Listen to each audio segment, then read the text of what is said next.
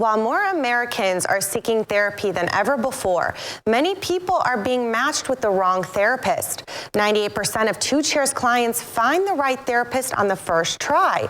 Would you be surprised to know that data shows the majority of people attend just one therapy session before quitting? Today we meet with Colleen Marshall, Vice President of Clinical Care at Two Chairs, who will talk to us about finding the right therapist to work with and also how to trust your therapist. Hello, Colleen. So nice to have you join us today. How are you doing this morning? Hi, I'm doing great. Thank you so much for having me. I appreciate being here. So let's talk about therapy, right? So mental health is a huge ongoing issue these days. And how would you say finding the right therapist, what does it take? Yeah, so the relationship that you have with your therapist is actually the most important part of therapy, because therapy is a relationship-based intervention, which means the relationship has to be right for therapy to even work.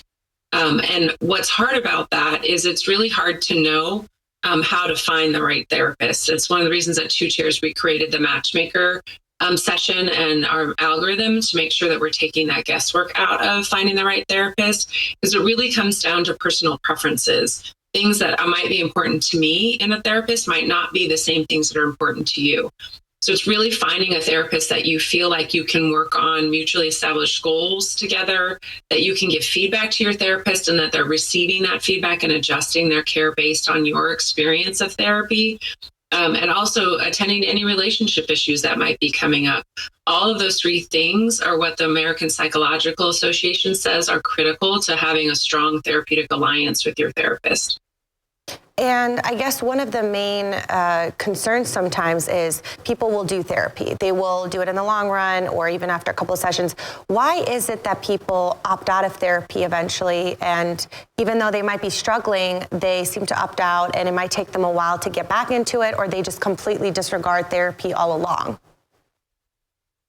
Yeah, so unfortunately, we do see that. Like most people actually attend first session and then never come back. They just think therapy is not right for them. And what we know is because they didn't get the right relationship. The match wasn't right from the beginning, almost like a first date. Like many of us may have gone on a first date and then not gone on a second date because the relationship wasn't right. Similarly in therapy, that we want to make sure the relationship's right first. And what we hear from people that quit therapy is 1 out of 5 say it's because they didn't trust their therapist. Which again means that they're not, they don't have the right relationship from the beginning.